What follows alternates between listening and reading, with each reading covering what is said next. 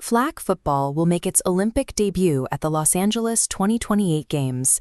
The path to those games started in Dusseldorf, Germany, where 418 players from 32 nations converged for the first global qualifying event. But the International Olympic Committee awards qualification quotas to national Olympic committees, not to individual athletes.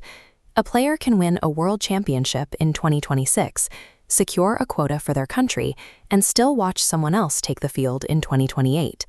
Every pass caught and flag pulled right now is a fight for a seat that does not yet have a name on it. To claim one of those seats, athletes have to prove they are definitively the best in the world. But the old methods of measuring dominance are already breaking down. The Federation's 2025 ELO rankings were instantly contradicted by reality. Canada's women arrived ranked 4th and left with the gold medal. The United States men's team brought a 14-year unbeaten streak to the tournament. A debut roster from American Samoa ended it in the group stage. Rankings are just a memory of old results. To find the true contenders in a sport moving this quickly, we must abandon old assumptions and look exclusively at the raw ledger of facts.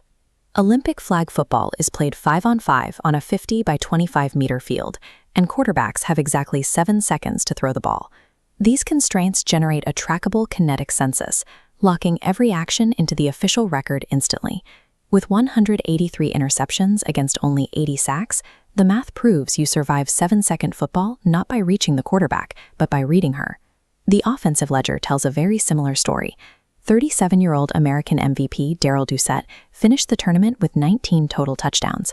On the women's side, 17-year-old Akemi Yuga passed for 991 yards.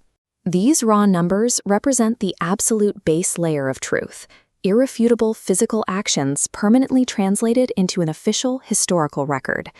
But raw facts alone cannot identify an elite athlete. We have to compare those individual numbers against the rest of the global field. Analysts stack facts into a 3D skyline. Solid blocks are raw statistics. Glowing crowns are inferred percentile rankings. Akemi Higa's touchdown rate hits the 100th percentile, while France's Aaliyah Elong generated a sack volume entirely alone at the peak. The raw facts tell us what happened on the field. The analytical inferences reveal who is actually separating themselves from the rest of the world. With all of these facts and inferences mapped out, how many of the 418 athletes mathematically qualify as proven core Olympic medal contenders? Analysts built a strict 5-gate test to evaluate exactly that, locking the criteria in place before a single game was played. The result is 0. Not a single athlete passes all 5 gates. They failed the test because the sport itself is missing critical context metrics.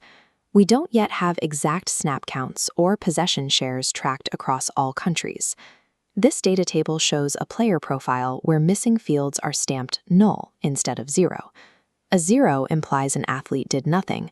A null simply means the action wasn't measured. We cannot definitively crown anyone yet because this brand new Olympic sport is still physically building the mathematical instruments required to measure them. Because of these limits in the data, the Olympic field remains incredibly volatile and wide open. Teams like Mexico and Canada hold quotas, but there are still 3 crucial seats per gender entirely up for grabs.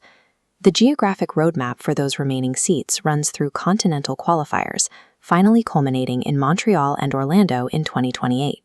Inside those upcoming arenas, every cut, sprint, and pass will be instantly recorded, rewriting the ledger live.